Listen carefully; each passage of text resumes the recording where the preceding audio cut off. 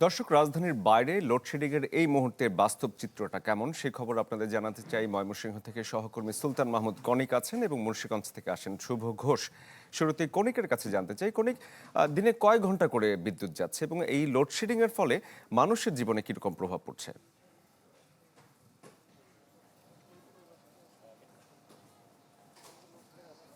আহ, শরীফ, এই লোডশেডিংটি কিন্তু বেশ কতদিন ধরে চলছে এবং আগামী কতদিন পরে গিয়ে এই দুর্ভোগ থেকে আসলে মানুষের মুক্তি মিলবে সেটি কিন্তু আসলে কেউই ভালো করে এখনো পর্যন্ত বলতে পারছেন না এবং মানুষজনও জানছেন না। বলে রাখি যে ময়মনসিংহ বাংলাদেশ বিদ্যুৎ উন্নয়ন বোর্ড ময়মনসিংহ জোনের আন্ডারে 6টি জেলা রয়েছে। ময়মনসিংহ, শেরপুর, জামালপুর, নেত্রকোনা, কিশোরগঞ্জ এবং টাঙ্গাইল। এই 6টি জায়গায় পিডিবির আওতায় প্রায় 1350 মেগাওয়াট থেকে 1200 মেগাওয়াট পর্যন্ত প্রতিদিনের চাহিদা রয়েছে। সেই জায়গায় এখন তার বিপরীতে পাওয়া যাচ্ছে 1091 থেকে কখনো 1100 পর্যন্ত মেগাওয়াট চাহিদা পাওয়া যাচ্ছে। সেক্ষেত্রে যে ঘাটতি, সেই ঘাটতির কারণে কিন্তু প্রায় সময় দেখা যাচ্ছে যে লোডশেডিংটি হচ্ছে শহরাঞ্চলের ক্ষেত্রে। যেটি এই তথ্যটি হচ্ছে শহরাঞ্চলের পিডিবির ক্ষেত্রে।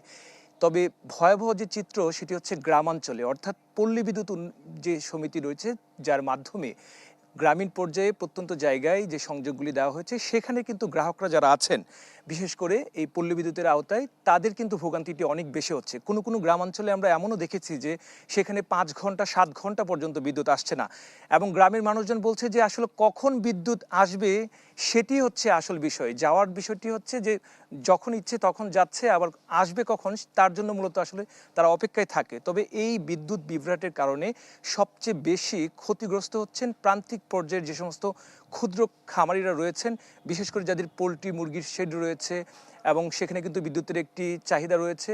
সেই জায়গায় এই সমস্ত জায়গায় কিন্তু ক্ষতিগ্রস্ত হচ্ছে। পাশাপাশি কিছু কারখানা রয়েছে যেগুলি, সেখানেও কিন্তু ক্ষতিগ্রস্ত হচ্ছেন। যে সকল উদ্যোক্তারা আছেন তারা বলছেন যে অন্ততপক্ষে নিরবিচ্ছিন্ন যে বিদ্যুৎ সরবরাহ সেটি করার জন্য যেন দ্রুতগতিতে একটি ব্যবস্থা নেওয়া হয়, সেটি তারা চাচ্ছেন। পাশাপাশি শহরাঞ্চল এবং গ্রামাঞ্চলের যে বৈষম্য, সেই বৈষম্য যেন দূর করা হয়। তবে একটি বিষয় দেখেছি যে যেহেতু অতিরিক্ত গরম চলছে এবং এই অতিরিক্ত গরমের কারণে গ্রামাঞ্চলে যে পল্লী বিদ্যুৎ, সেখানে কিন্তু অনেক জায়গায় 400 থেকে 450 পর্যন্ত কিন্তু মেগাওয়াটের লোডশেডিং কিন্তু দিতে হচ্ছে বাধ্য হয়ে, সেটি তারা বলছেন। এবং সম্প্রতি বেশ কয়েকজন ম্যানেজার যারা রয়েছেন পল্লী বিদ্যুৎ সমিতির, তারা কিন্তু প্রশাসনকে জানিয়ে রেখেছেন এবং এই দিকে যেন কিছুটা যেন নজর রাখে সেজন্য বলছেন। কারণ ক্ষুব্ধ মানুষজন কখন কি করে সেজন্য তারা আগে থেকে কিছুটা শঙ্কিত এবং তার জন্য নিরাপত্তা চেয়ে রেখেছেন।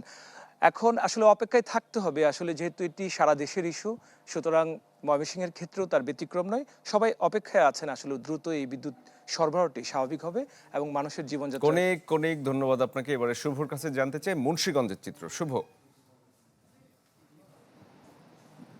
নগদ নিয়ে এলো হার না মানা হার অফার।